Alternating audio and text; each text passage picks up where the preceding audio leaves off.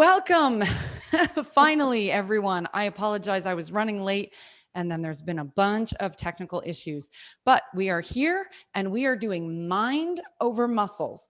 So, a quick thing about this class, the way I teach mind over muscles is you really need to have a wall that you can work out against. So, make sure that you've got a blank wall behind you. There's one over here that you can see. I'm going to be using this.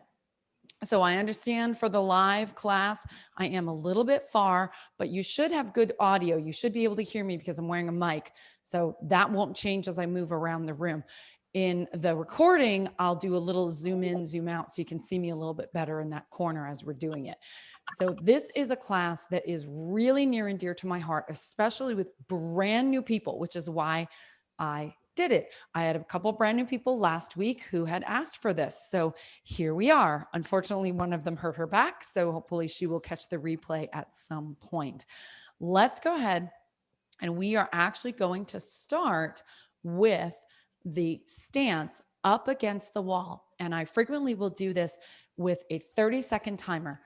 Now, I say your ideal place is in a corner. It's not 100% accurate, but let's take a look at my corner over here and see how this move, oil wells, can really be done well in a corner.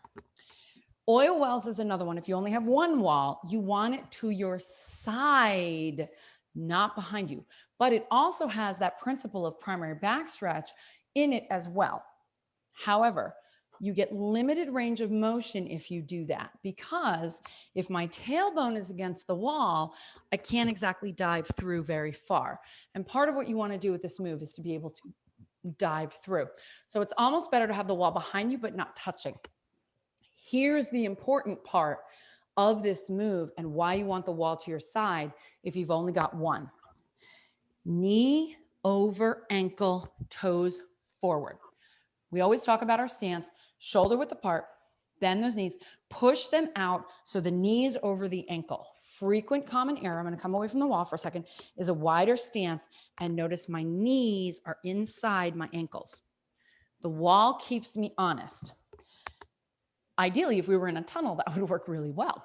But at least if you get one, you can match that feeling on the other side.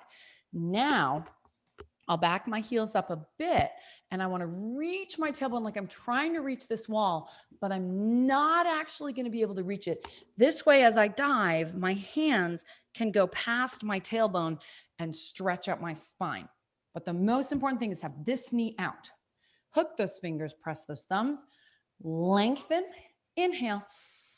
Reach your tailbone back towards that wall behind you if you're in a corner like I am on your exhale, and reach the chest away, just like primary back stretch. Pushing the knee out. Remember, your hip doesn't have to be on the wall. It's your knee. The rest of you should be centered. This knee should feel mirrored to the other knee. And dive. Here we go. Tuck the chin and pulse for 4. Pulse. Keep reaching your tail to the wall. 3, 4. Lengthen. Think about trying to touch the wall with those sits bones. You shouldn't be able to. And shoulder roll. Do it again. Lengthen, reach. 2. Tuck the chin. 3, 4. And reach the tailbone back. Shoulder roll. You're trying to get to that wall, but you can't. Pulse. 2, 3, 4. Lengthen. Number 3. Here's 4, 2, 3, 4. Lengthen. Shoulder roll. Let's just do 4 singles to end it up. Reach and lengthen. 2 and lengthen. 3 and lengthen. 4 and lengthen. Tuck your chin around your back. Do you feel the difference in your low back when you're trying to reach that wall with your sits bones? Inhale. Bend more. Reach down. Round your back on the exhale. Remember, now your belly button's trying to reach the wall. As you roll up 1. Bend those knees. Keep them pushing out. Feel that they're even on 2. Pull those elbows back on 3. Tuck that tailbone on 4. Lace those ribs up 6, 5. Shoulders back on 6. Head is 7. Hands above the head on 8. Now, again, you would imagine you're flat against the wall, but I'll give you a visual to the side for a second. Your hands are going behind you. So if you were flat against the wall, you wouldn't get the stretch. So again, you're reaching for that wall behind you, but you don't hit it. Ready? Pull. 2, 3, 4. Pulling out. Reach up. Pump back. 2, 3, 4 more. 5, 6, 7, 8. Release, wiggle those feet in, bend, tuck, ribs up, laces tight, reach away. If you want to go against the wall to do this, you may.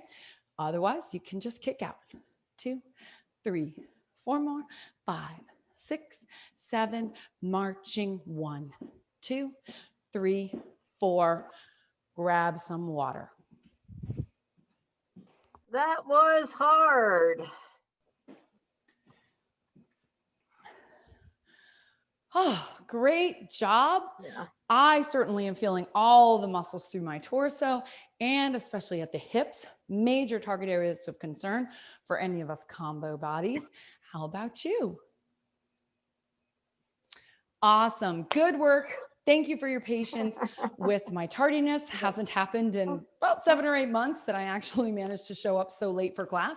But thank you so much and glad you made it. I know some people will be on the replay, so I'm going to get to that. And we're going to do mind over muscles all week long. We're going to vary on this theme against the wall a little bit in how to build more right-left brain and other things of that nature. So have a great week. Keep moving, living, and thriving. Thank you.